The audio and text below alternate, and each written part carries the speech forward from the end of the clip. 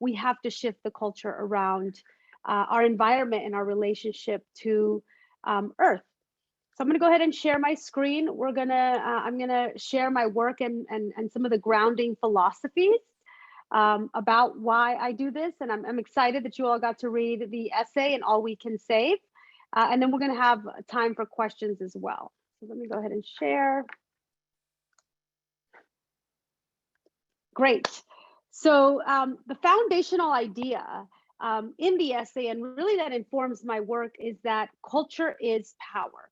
And culture shapes our perceptions of the world around us. It shapes our perceptions of each other, how we relate to each other, how we relate to the natural world, where we live, our gender identity. All of that is shaped by culture.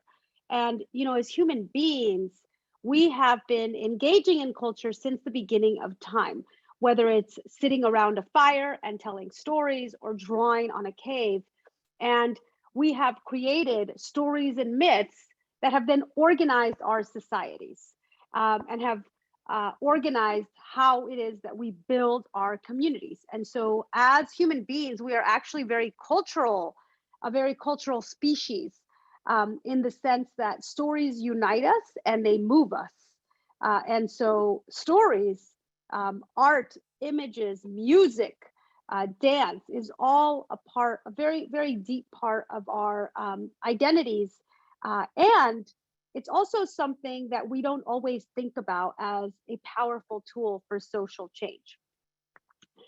In my essay, I talk about that, culture is really something that we're missing in our toolbox around climate, because it's culture and specifically storytellers that are going to allow us to shift our mythology and imagine a future where we can thrive with nature. So we have to include artists and culture makers in our climate movement. And we actually have to build a cultural strategy. And I'll talk about what I even mean by cultural strategy. I want to acknowledge first that I am speaking to you from the unceded land of the Ohlone people, the Ramaytush Ohlone. And in true storytelling fashion, I want to start my story that I'm going to share today about where I live and the land that we are all on. So we are on this land base, which is called the Americas today, but it's really a land base that was shaped by stolen land and stolen labor. Over 500 years ago, colonizers arrived and they committed genocide against about 90% of indigenous people. And it's then when the climate crisis began, when you had the just devastating destruction of ecosystems and of the people who stewarded these ecosystems, right? We had the extinction of animals. We had indigenous wisdom wiped out. And after that happened, there was stolen bodies from Africa brought to also be exploited, right? And to also exploit the earth. When we think about the industries that created the wealth in this country, the cotton industry, right? Tobacco, all of that was because of the exploitation of bodies. And I say this because, my comrades, the indigenous people who are protecting the Amazon, talk about that colonization caused the climate crisis.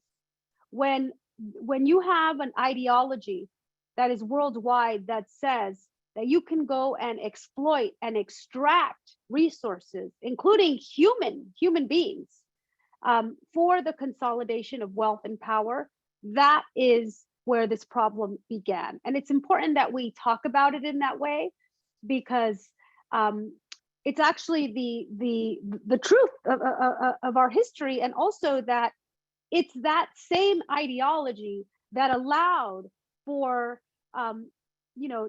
countries like England and France to also go to Africa and ravage their land and to take and to destroy ecosystems, which we are paying the price for today. So when we talk about storytelling, we have to think about what is the core story that is driving the systems that we have today. I want to share a little bit about where I grew up. I grew up in Oakland, California. I am the daughter of Peruvian immigrants, the first in my family to be born in the United States. And since I was a child, I love to make art. I love to express myself. I am the descendant of Afro-Peruvians. And, you know, when we talk about what happened on these lands in this hemisphere that we call the Americas, slavery did not just happen in the United States, it happened through all out Latin America. And so as a Latinx person today, it's important for me to uplift that, because it's something that we don't always talk about, and we don't share in our storytelling. And I was a young artist, and I was growing up during the era of the war on drugs. There was a lot of violence in my community, police brutality, and there was also an invisible force that was causing a lot of asthma. And back then, you know, we didn't know what that was, but what it was pollution. And it was pollution because the freeway that I live next to, which you can see on this image on the left, is where a lot of trucks pass by. And just 2 miles up from my home, in a largely white community, there's another freeway, but people in that neighborhood organized so that the trucks would not go through their communities. As a result, my community receives and continues to receive, because I live in the same place in which I grew up, the overwhelming brunt of emissions. And so when I was a kid and I would notice that a lot of kids around me had asthma, I didn't really understand why. But today I understand why. And it's one of the reasons why I've become a climate activist, because for over 40 years, you know, this freeway, they began to allow it to disproportionately have trucks pass by in 1970. And so it's been over 50 years of pollution, mostly targeting Black and brown people. And for me, it's important to connect the dots that climate catastrophe is a consequence of colonization and of structural racism, right? Because this is what the oil industry does. It pollutes, and you can't have an energy system based on oil extraction without pollution. There are people who have to inhale that pollution. These oil refineries have to go in certain neighborhoods, and they go in communities of color, or they go on Indian lands, right? And if you notice in Alameda, the pollution kind of stops. It gets a lot better. Well, that's because there's a waterway. So as I was growing up, hip hop was being born. You could still feel the energy of the Black Panthers, and that was very inspiring to me, because it taught me that no matter what, no matter how harsh the conditions are, that art and culture can give us the tools to tell our stories and to speak out.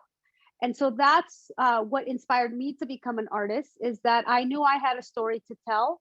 I knew that my community was neglected, it was poisoned and continues to be poisoned, like many communities of color, and that there are certain bodies, you know, and those bodies are Black bodies, Indigenous bodies, brown bodies, even animal bodies, ocean bodies, forest bodies, that pay the price in climate catastrophe. And I wanted to use my art to bring about attention to what was happening, and also to share what was going on in my community. So one interesting thing, this is something we have, a tool here we have in California. It's called the CalEnviro screen. And we have this tool because of environmental justice fights that allows us to measure the pollution in our neighborhoods. I don't know if you all have this kind of tool where you live in your community, but we demanded it. And so we have it now. But I want to show you, you know, Oakland, my neighborhood, which is largely a immigrant and Black neighborhood. And I want to show you Boyle Heights in Los Angeles, which is also an immigrant neighborhood. And look at this is what communities of color look like in California. You can type in Compton and get the same view. You can type in Fresno and get the same perspective. And yet when I type in a more affluent, wealthy community, their air is green. This is environmental racism. And for me as an image maker, it's very important to show people, because when you see things like this, you can't deny that environmental racism is happening. And so as somebody who is an impacted community, I believe, and as an artist, I believe that we need to help our earth heal while we are also fighting against systemic issues. And one of the things I love to do is I love to garden. My community also has had lead in the soil. And so one way that we are building resilient communities is by gardening and really, helping to heal the soil, literally breaking through the cement and helping the soil heal. As an artist, I make a lot of art about climate justice, because I think that climate is really the intersection of all the issues. It's the intersection of gender, of race, of age. It is something that is disproportionately going to harm poor people, and of course people of color, not just here in the United States, but all throughout the world. It is the nations that have produced the least amount of emissions are the ones suffering right now. Places like Pakistan, which are still underwater, after floods. And so as an artist, I always want to bring attention and especially inspire communities of color to get engaged in the climate crisis, and to get engaged in climate movements, because, for a long time, and even growing up, I was always into nature, although my parents didn't really take me camping. I live in a place that's largely cement. And that's because, again, land use policies, racist land use policies, put communities like mine in cities with a lot of cement, and with very little trees. And so for me, it's so critical that we help educate folks on the realities of climate injustice. And so this is a piece I did for the People's Climate March in 2014. Always in my characters, I center BIPOC femmes, and I use imagery to call attention to what's happening. So one of the philosophies that I talk about in the essay is how social change happens, and that culture is actually a place where change happens very fast. So there are three realms in which social change can happen: the cultural realm, the political realm, and the economic realm. And of course, a lot of us are used to the political realm. We know that the people we elect, the people in office, the people at the Supreme Court, they have a lot of influence over the laws that dictate and impact our lives, whether that's laws around wages, around student debt, where, whether or not the EPA can protect us against poisonous materials. So much is decided in politics, and we know that. That's something people generally know. The economic sector is also very powerful, and that's because in capitalism today, corporations have accumulated a lot of power. And when you look at even recently, the news on the so-called inflation, I mean, really what the inflation is these corporations are making record-breaking profits and increasing the prices of nearly everything, and that's having a national impact. So the economic sector has a tremendous amount of power, and when they want to change something, it'll change, right? Change can happen in the economic sector, and it has before in the past. And the cultural sector, which is the place where we create stories and images, music, the things that are about culture, food, visual culture, Hollywood, films, TV, those shape both of these areas. And I'll give you a quick example. When I was a teenager in 1997, Ellen DeGeneres came out on TV. Ellen DeGeneres was one of the first queer characters on TV. She was the first lesbian on TV. And in the show, Ellen, she kissed her girlfriend. It was just like a peck, and that's it. And it was a big deal to have a gay character on TV. But what followed? You had Will and Grace, Queer Eye, the L Word, right? And little by little, Americans started getting used to the fact that there was queer people. There's always been queer people in our world, but when they're not represented in pop culture, then people think that they don't exist or they're allowed to hate or be homophobic.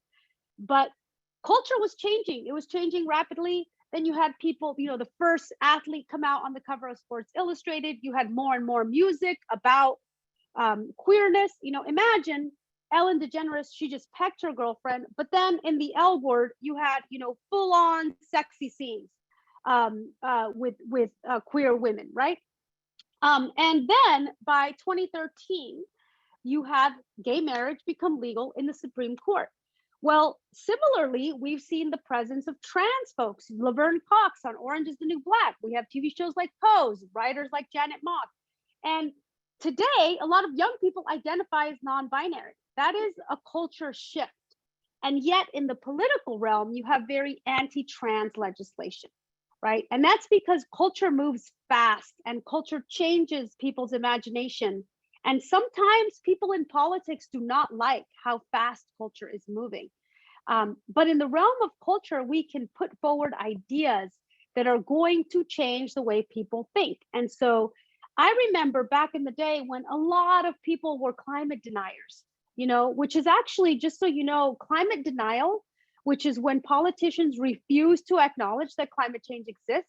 That was a strategy. That was a political strategy designed by Frank Luntz, who basically said, okay, just don't believe the science, refuse to believe the science. And so today, it's actually a lot harder to be a climate denier because we have created a culture where we say absolutely not. But when it comes to climate, people are still thinking polar bears, they're still thinking, melting glaciers. They're not realizing that climate crisis is happening all around us every day. It is part of our daily interactions. It's not just in the North Pole. It's not where it's cold. We have to dramatically change these ideas around climate, right? And also not just that, but people think climate change is white guys. It's Leonardo DiCaprio speaking out. It's Al Gore. It's, documentaries like Chasing Ice. And it's also not that. I mean, it is that, but it's more than that, because what has happened is that in the climate movement, we have had so many voices, especially white men, talk about climate without talking about the roots of the problem. The roots of the problem is structural racism. It is colonization. It is that there has been an ideology that has become popular in this world that has been actually truly, this is what, the colonizing countries did. They literally spread their ideas around the world, their ideas, their cultural values. And some of those cultural values were around the extraction of energy, right? Which is, you got to dig for that energy. You have to, that energy is, it has no limits, that you can simply destroy the earth to get energy. And the problem is those ideas have been adopted at the international level globally, that somehow in order to power our lives, we absolutely need this really dirty thing called oil, and we have to extract it from the ground. It is normalized, but it's not normal, because we also have the sun. The sun can completely power us. I mean, there has been literal blocking of solar campaigns, solar power. So we have a lot of work to do in culture. We have to show, my dream is that just in the way that people come out, for Black Lives Matter or Me Too, or are coming out against a lot of issues around racial and gender justice, we have to come out on climate, because climate is a racial justice issue. If we can fix climate, we are going to be fixing the health of not just this generation, but we're going to be correcting and repairing what has happened. Because again, the oil industry has been built on someone's back, and it's in someone's backyard. And those backyards are people of color, or people in the Middle East, or people in Africa who have lost their lives trying to fight the fossil fuel industry. And of course, climate change is not just caused because of the fossil fuel industry. Climate change is also caused because of animal agriculture. And we have to also talk about that. Like, why is it that we have created a food system that absolutely relies on the exploitation of animals and human beings. Because those animals in factory farms, it's a very horrible situation, but it still requires the exploitation of human beings, mostly immigrants. So I want you to remember that culture shapes both of these areas. And this is exactly why it's very powerful, because culture, when you see these women in the WNBA, right? Who was the first person who actually spoke out against police brutality? It was Colin Kaepernick. That was culture change. Culture change leads to more culture change. This is a banner in San Francisco, the Green New Deal. Who introduced the Green New Deal? It was young people who took over Congress's offices and say, we need a Green New Deal now, right? And so when we can use the power of art, athletes are part of culture. Sports is culture. When we can disrupt, culture can disrupt. We are then injecting our philosophies into pop culture. Imagine if a lot of athletes began to wear shirts that said Green New Deal or climate justice or end oil dependency now. In the same ways, I mean, I know you've all been seeing some of those folks in Europe who are throwing a lot of paint at the art. I mean, people just need to raise the alarm. As little Greta Thunberg says, the house is on fire. The house is on fire. Global warming temperatures are so clear to us, and we're seeing the impacts of it every single day. So another philosophy that I want to share with you is the ways in which stories create other stories, right? And so if you can imagine that you're looking into the galaxy and you see a star, right? And that star is like a story. You see someone who shares their story. That star is going to inspire a lot of other stars. And then those stars are going to get connected to form a constellation. And that is what a constellation is, like a narrative. It's an idea in the sky that is going to stay present. It's going to remain in the zeitgeist of our imagination. And in many ways, Me Too was like this, right? You had one person speak out, one woman speak out, and then hundreds of women speak out, right? We saw that. We see this phenomenon that when one person shares their story, many more follow. And so we need more stories around the climate crisis. It's really, really disappointing. I work a lot in the entertainment industry, and we just published this report that from 2016 to 2020, you had less than 3% of all television shows and all films even mention climate. Okay, these are scripted films. I'm not talking about documentaries. I'm talking about TV shows that are scripted. Less than 3% mention climate. And yet Hollywood is supposed to depict the world we live in. Out of those 3%, 0.6% even mention the word climate change. So we have a real problem because stories, we're not even seeing enough stories. We need climate stories to be abundant. If we are going to address the climate crisis, we need to get it out into pop culture. And film and TV are one of the most powerful ways to do that, because it is through art that we get to shape and we get a lens of interpretation, right? And so if you can imagine that, I'm going to give you my glasses and I'm going to show you how it is that I experience pollution my entire life. And I've experienced seeing people get very sick. And especially during COVID, when COVID, which is a respiratory disease, my community had the largest rates of COVID, the highest rates of COVID in all of Alameda County, in my county. And that's no surprise when you have people with impacted lungs because of pollution. So I want to show you through my world what it was like to grow up in a home where no matter how much you clean, there's a little layer of black dust that comes back every day. And that's because of the freeways, because those trucks are burning fossil fuels to move goods that are going all over the place. But yet my community bears the brunt. And so if I can help you experience that and see that through my lens, then you will be able to see the impacts of what it means to have grown up with that, right? And also that there's no consent. There's no consent to being poisoned slowly. People in my neighborhood live 8 years less than people 2 miles up. And it's only because the folks 2 miles up who were wealthier and wider were able to tell our government to not run trucks through their neighborhood, right? And similarly, we need to see through everyone's lens. We need to be able to see through the lens of Black people in the South who are fighting against the oil industry, or who were fighting to get support after Katrina, right? We have to be able to experience it through their lens, because the reality is the climate crisis is so harsh and ugly, and we have to understand it through people's experiences. And this is why we need stories, right? This is why we need to see it on TV like something normal. And I want to talk a little bit about monoculture, because, I think that monoculture is such a great metaphor for also the kind of culture we're seeing on TV currently. So first is mono. Mono is the same, right?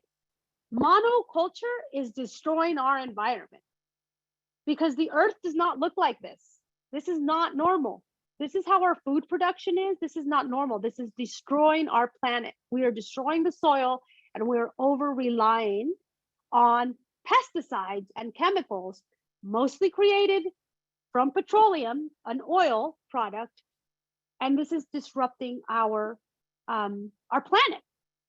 Similarly, the culture that we see, when I go into a museum and I see 85% of the works are by white artists, when I check out Hollywood and I realize that 96% of film directors in Hollywood are white, that's monoculture. That's not how we survive as a species. We survive in biodiversity. This is why we need the Amazon. This is why we need our forests, because we need biodiversity. And I want you to always think that we are reflections of nature. Just like we need biodiversity, we need cultural diversity. Cultural diversity makes us stronger as an organism. And so if we were to live in a world where I see, stories, on TV about Native Americans, about trans people, queer people, Asians, Muslims, you have a few shows here and there, but overwhelmingly, you don't really see it, right? And so biodiversity should be our goal, always. And I think diversity gets used, sometimes it's like just a word that people just kind of roll their eyes, but I want you to think about it through a biodiverse framework, which is that a healthy system is a diverse system, right? We need the mushrooms as much as we need the redwood trees. And in our climate justice movement, we are at a time when so many diverse leaders are speaking out. Indigenous people are showing up to international conferences. Where I'm going to Egypt for the UN climate conference. Indigenous people will be there as well. And they will be protecting and speaking out for the forest. And I love this image on the bottom, right? Climate justice is land back. Let's remember that these lands were stolen. They were stolen. They were violated. And Indigenous people today make up 5% of the globe, but they protect 80% of the world's biodiversity. So we absolutely need for land to be returned to Indigenous caretakers, and we need reparations to Black people because of slavery. We need to correct what had happened, and that is climate justice. Climate justice is inclusive of repairing the harms of the past.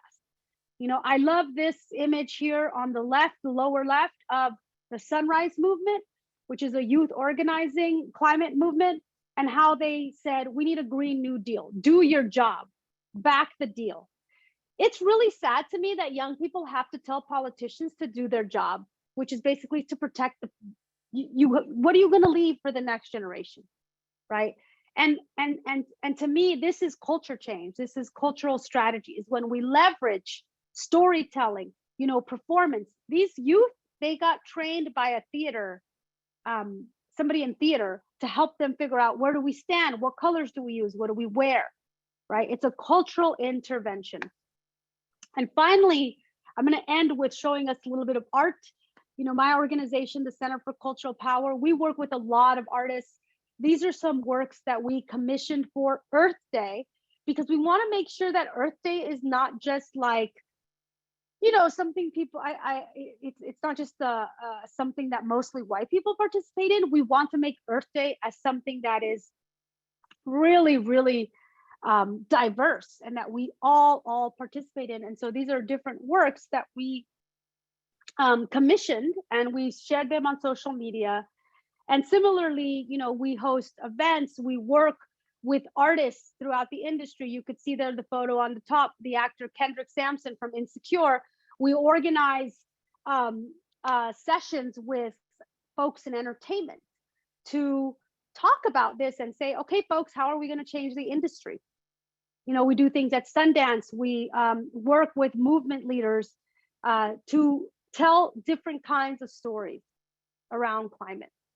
This is one of my art pieces, Migration is Beautiful. And this piece talks about how, we are connected to nature. We are like butterflies. We migrate. My ancestors migrated, and butterflies migrate as well. And so in my work, I'm always using nature metaphors. I'll show you a few more before we wrap. For me, art is my primary tool. I'm a cultural organizer. I work with many other artists. I myself am a visual artist, and I'm now getting into film and TV. But for me, art is important because it is about what we're seeing, right? Visual art is what we see. And I'm always looking for how are the ways that I could help inspire people and remind them that we need them to get involved in the movement right now. Because as the IPCC has told us, we don't have a lot of time. We have about 6 years to dramatically address global warming, and to make sure that we are not hitting temperatures that are going to literally put our human species, that are going to threaten our human species. And we're not going to win on climate with just policies. We're not going to win on climate if we're just keeping this a political thing. The economic sector is going to be very slow to move on climate, because unfortunately, most of the economic sector is reliant on dirty energy. You have a few amazing companies like Patagonia, who just did this whole nonprofit thing. But the economic sector, we can't wait for them. So the cultural sector, we have to leverage culture. We have to organize artists and ensure that those who are most impacted are telling their stories. So thank you very much, everyone. Really excited to move into Q&A.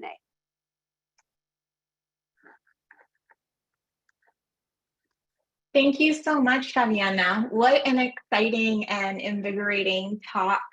I'm sure this has stirred up a lot of interest in our listeners today. So I would like to invite you, the audience, to submit your questions via the Q&A button on Zoom. And I can start us off while we get some audience questions. Favianna, I love your emphasis on culture, on art, storytelling, film, TV, as being the most powerful tool to inspire the social change these times demand. And I'm quoting you to you from All We Can Say. But especially because there's a feeling in this area in DC, that what matters are policy and politics, or perhaps even science and finance. And so my first question to you is, what role do scientists and engineers and mathematicians have in shaping this cultural strategy for the climate movement? How do you imagine their place? Do you see a place for collaboration between art and science? Yeah, I mean, you know what? We once lived in a world where people trusted scientists. And we don't live in that world anymore. It's really, really upsetting. You have global scientists raising the alarm, and that's not producing the shifts we need. So I think that the best thing we can do, my organization is working with the IPCC this year to produce art about the IPCC report, right? So scientists and mathematicians, they will produce a lot of data and important information, but you can't really inspire people with data. You know that our minds, neuroscience teaches us that we are emotional creatures. So human beings will do things when they are moved in their emotions. And rational information speaks to our brains, but it doesn't speak to our hearts. So what we can do as artists is collaborate with scientists to understand what are the things we need to talk about, right? Oceans. Ayana Johnson, the co-editor on that book, she's a marine biologist, and she's always reminding me. She says, Favi, you got to do stuff about the ocean. If we don't have healthy oceans, we do not have a planet. And I always am like, thank you, Ayana, because she's right. She is bringing me the information, and it's up to me as an artist to translate. And I want to also emphasize that culture will shape politics, because at one point, there could be even, former President Clinton signed the Defense of Marriage Act, right? It was okay for a Democratic president to sign an act that said that a marriage is only between man and woman, but culture changed that. So we have to understand that culture will also shape politics. That's why, you have, because politicians are either reacting to culture or they're following culture. And so we always have to recognize that as much partnerships as we can create in both sectors, in the political and economic sector, that will make us much stronger. We have a great set of questions coming in already, so let me read one of them to you. What inspired you to take on such a role? And would you say that you see an improvement with society accepting Indigenous people? Yeah. So what inspired me truly is that, because I think the kind of thinker that I am, and how I've been taught, is that we have to question all the ideas that people say are normal, right? So for example, when I was growing up, people would say, oh, you're a man or a woman. Why? Who said that? In reality, there's a gender spectrum, right? Culture is so powerful, y'all. It makes us think things are real. So for example, the fact that somebody says, oh, don't cross the border. Who made that border? Nature doesn't have a border. Like, really, it's a man-made border. It's not like we're paying rent to the earth. The earth is not charging us rent. The earth is not saying, oh, you get this land and you get this land. So I would always question things. And I realized, I was like, wow, we live in a world where certain bodies can get exploited and other bodies benefit from it. How did we arrive to such a society that it's normal? That's normal. The fact that so many people of color died during COVID is like, that's not normal. That is racist. And so I've always been like, how do we change our world? And you can't change our world without recognizing that we are exploiting Mother Earth. And just like my people got exploited, the earth is getting exploited. And I think one of the things that colonization did, it made us think we're separated from earth. We are completely interdependent on every single living system on this planet. And so I was inspired because I said, we can't leave the earth behind. In my own spiritual journey, I realized that the earth needs us to speak out, and also the earth needs us to love her. We need to pay attention to the trees, to all of living things, because truly, I mean, when I saw the report that like 69% of wildlife has been eliminated, it's gone. That to me is like a tremendous wake-up call that we need to value non-human life, and that we are the most powerful species on earth, and I believe in our power. So yes, I that's what inspired me. And I do think society is becoming more accepting of Indigenous people, and that's because Indigenous people are protecting life on earth. They're literally protecting 80% of our biodiversity, and I think there's a culture shift among that. So, and I'm really happy to see it. We have another question from an audience member. As a college student, how do you recommend we get started or have some impact on the fight for climate justice?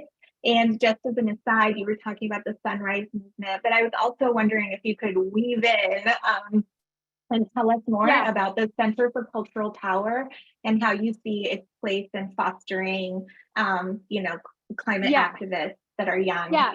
Yeah. So first of all, as a college student, first of all, everyone, you all have to start with your homes. Start with your homes and what you can change. you can change your community. You can ask your city council or your cities, are they moving away from dirty energy? Are they embracing clean energy? If so, how? You know, ask your universities, are they investing in fossil fuels? They probably are. They got to stop. And also, are your universities transitioning to clean energy? And I'm not talking net zero, y'all. Net zero is a sham. You know what net zero is? It's basically you're going to pay for your carbon offsets. We have to stop producing carbon, period. We have to stop producing CO2. We can't just pay for it. It doesn't make any sense. Like, you know, and indigenous people say this. They say these are false solutions. The solutions is we need to stop using oil. We have to stop using dirty energy. So ask your university, what are you doing? You know, where is your food coming from? Maybe you, I mean, I think university students can organize to make sure that their universities are not supporting the fossil fuel industry. I can tell you the fossil fuel industry is in everywhere. It's in museums, it's in universities. But we have to make it, we have to make it so that people understand we can't, this is an industry that has also lied to us. Exxon knew since the 80s that this was going to be a problem. They knew that there was going to be a massive human existence problem in the 80s, and they didn't do anything about it. So I think start locally. And then I would say join local movements. You know, there's a lot of movements throughout the country, a lot of youth powered movements, or organize one, start a reading circle and start targeting one by one, start targeting your city, your university, where you live. I live in a state where my governor is like really big on climate change. So he wants to, you know, lead on climate. So we have set very ambitious goals, but the rest of the country is a different story. So it takes for the people to do it. And then can you talk about the Center for Cultural Power and how it's fostering such dialogues and art? So at the Center for Cultural Power, we are working with artists from throughout the country. We work with artists in the Midwest, in the South, in New Jersey, at the US-Mexico border, and throughout California. And we have a number of climate justice training programs where we're working with them to educate them on climate so that they can make content and art about climate. Because that's what also we really need, is we need folks to not just organize on climate, we need content.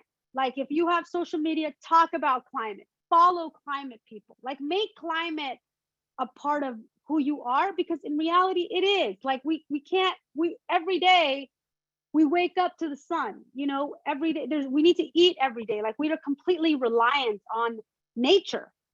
So we need to talk about it. We need to talk about it and think about how every day we can be taking moves to help nature heal, whether that's, you know, growing gardens, getting active, figuring out how, you know, with your families, you can transition to solar. There's so many things you can do, but it's really around also elevating that. You know, as a culture maker, I always tell people the biggest powerful thing you have is your story, how you tell your story about what you're doing, because in speaking out, you inspire other people as well. I have a question from a student at UMD who is asking a little bit about the other side of that coin, of you as an activist. The question is, as an environmental science and policy major with a plan to double major in public policy, with the dream of tackling environmental issues through science and public speaking, what would be some of my biggest challenges, especially doing this as a woman of color? Yeah. Well, first, we need a lot more women of color who can speak about science in a compelling way. We need that. So I would say, I mean, you're actually going to be facing less challenges than I face, because we're in a moment of racial reckoning. All of a sudden, everyone wants a speaker who's a woman of color. You know, there's a big demand in the climate movement, especially, for more diverse voices. And we definitely need them in science. Absolutely. I mean, I'm actually a part of a women scientist group. I'm one of the only artists in there, but they talk about, like, women from NASA and all that. They talk about that they face a lot of injustice, gender injustice, around even the theft of their ideas. So I think that the I would say, like, the biggest challenges you might face are recognizing that the sciences and people who speak about environmental stuff have predominantly been white men, but you can turn that around to your advantage, because I think that as a woman of color, you are part of an impacted people. You're part of the people who are impacted by climate catastrophe. I also think that women's leadership is so important in the climate movement. I mean, there was a New York Times article that said that the most powerful change makers right now in climate are girls, like young girls. And when I go to these climate events, it's the young women who are killing it. Like, they are getting in the face of these oil executives. They're talking to their elected officials. They're organizing to get the vote out. So I just think that we just, like, the bolder folks are, the more important. So I think La Mariah, I actually think it's just the right time. And yes, get your public speaking down, get your website down, get a coach who can teach you how to speak, and I can assure you that you will be high in demand.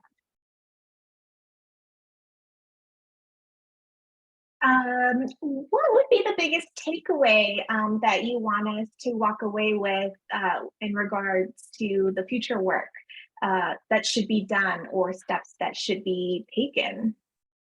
Yeah, so there's some really good questions here. I'm reading them all, but yes, we don't have a lot of time, and at the same time, I do think culture actually moves fast.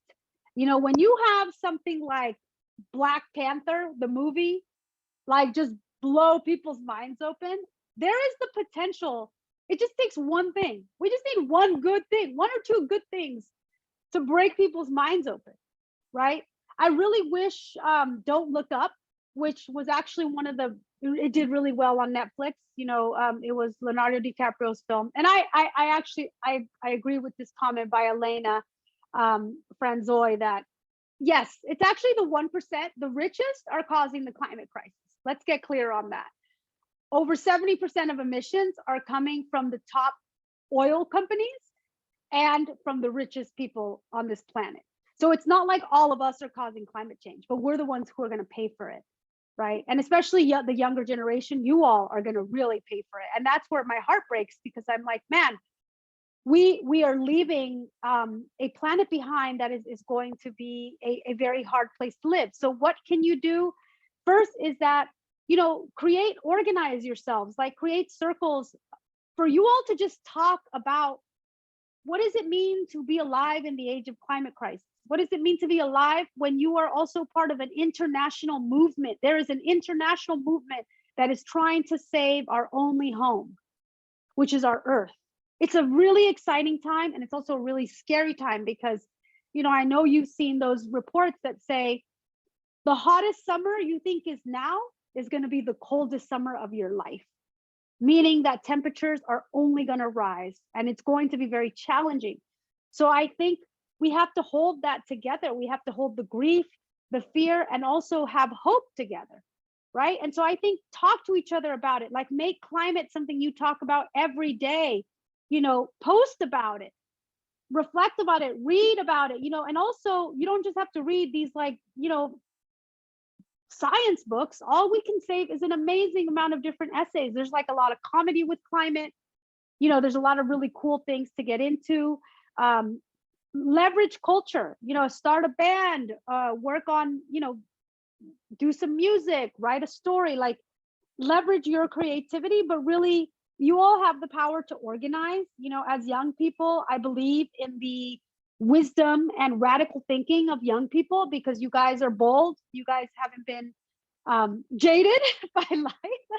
And so use that to really, I just think, always include Mother Earth, include animals, talk about how wildlife is being destroyed. Consider, going plant forward.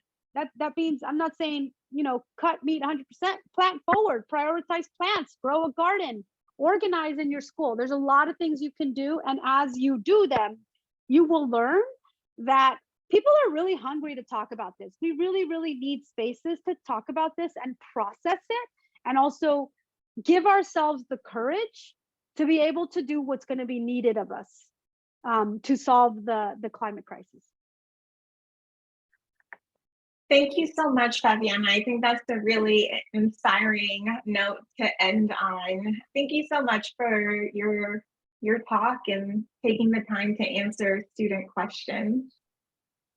Great, thank you everyone. And I am going, if somebody, I'll share this with the host and panelists. If somebody could share my Instagram, I am Favianna1 on Instagram. I'm going to be talking a lot about climate starting November 5th when I head to Egypt.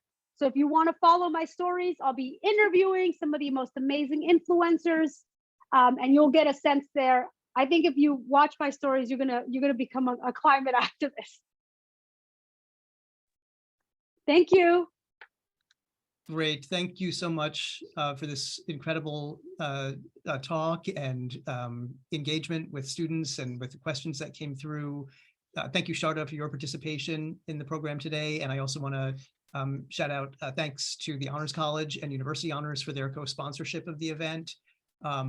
In addition to Favianna's Instagram, I also want to put in a plug for our first year book website. That's fyd.umd.edu for more information about our first year book, about its contributors and the resources for getting involved in the fight for climate justice. So thank you all for being here.